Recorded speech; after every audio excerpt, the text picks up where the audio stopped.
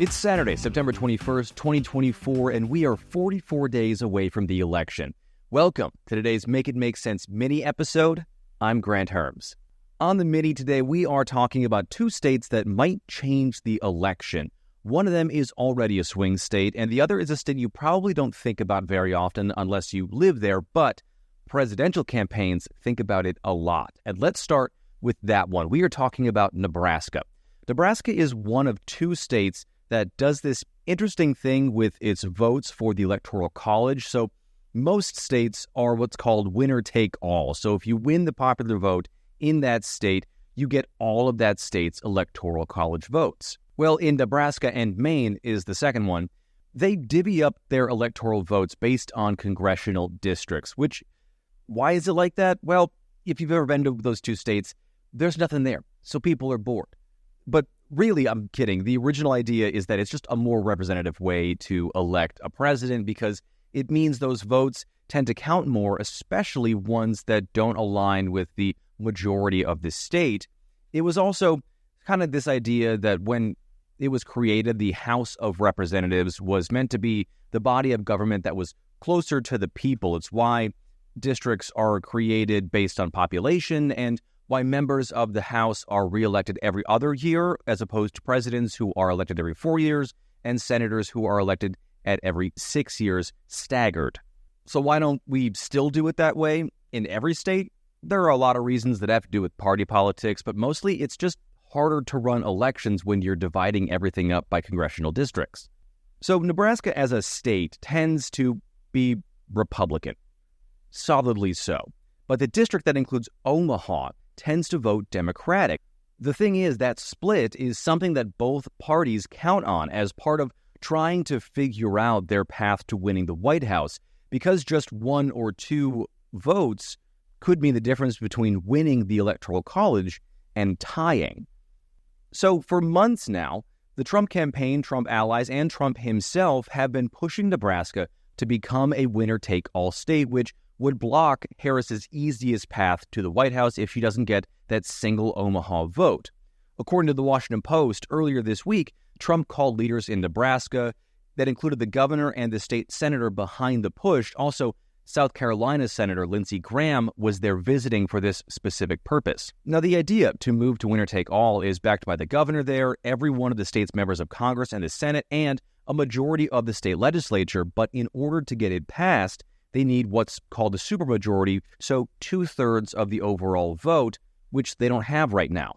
And if this does get changed, one, it's so close to the election that it could throw a wrench in specifically the Harris campaign, where they're spending money and where Harris and or Walz are spending time, because all of a sudden she would need to focus on another swing state they weren't planning on winning or maybe not working as hard in.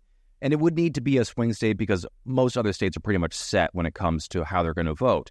More importantly, though, it could cause a tie in the race for president at 269. You need 270 Electoral College votes to get a majority to win the White House. If that happens, it goes to what's called a contingency election. And that means the House chooses the president and the Senate chooses the vice president once both houses of Congress are formally inaugurated and sworn into office. Now, currently, Republicans hold the House and are projected to keep control of that. And if things hold, it looks like they'll win back the Senate too, meaning a contingent election would be a win for Trump. Now, back in April, this was up for a vote in Nebraska's legislature. It was voted down, largely because Democrats in and around Omaha just don't want this to happen, and Republicans don't have that supermajority I was talking about earlier. But the other thing here is that military ballots have already been sent out, and mail-in voting starts on September 30th there, so changing the rules now means that voters who already cast their ballots, or might already have them marked, didn't have the same info as others, which in a way robs them of a piece of this puzzle when it comes to how they made their choice to vote. So if Nebraska could change things on the front end of the election, Georgia, which is the other state we're talking about today, just voted to make a big change on the back end. And unlike Nebraska, Georgia is a major swing state in this election. Well, this week, Georgia's pro-Trump election board, which is in charge of making decisions about how the state runs its elections, just voted to make it so that every ballot has to be hand counted the night of the election or the day after. For starters, this is roundly considered to be impossible for most counties in Georgia other than the super, super small ones. There just isn't the time or the staffing to do that, but we'll come back to that in just a second.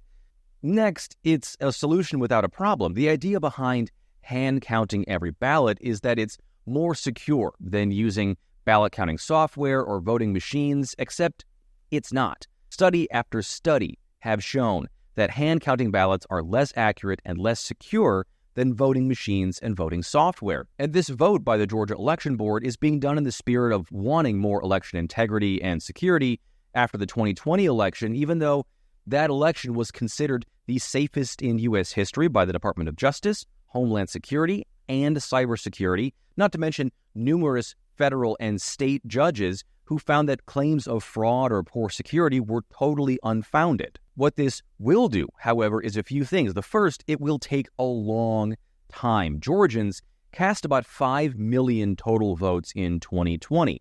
A hand count audit of Arizona's election in 2020, where they just had 2.1 million votes, so fewer than half of Georgia, that audit in Arizona took 2 full months to complete. And even if Georgia's actual count happened in 2 months, that would put learning the final count in Georgia, thus the final count in the entire presidential race, past federal certification deadlines, past the inauguration in January, and it wouldn't leave time for any potential recounts or challenges, sending the country into some pretty unprecedented territory.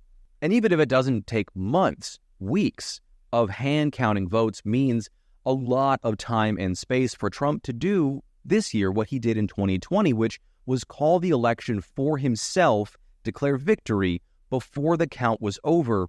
And in this case, it would be before the count was over in Georgia, no matter the outcome. And if Georgia goes for Harris, he'll say it was somehow stolen, even if the count isn't finished yet, which is sort of the game plan, given that Harris is up 2 points in Georgia right now.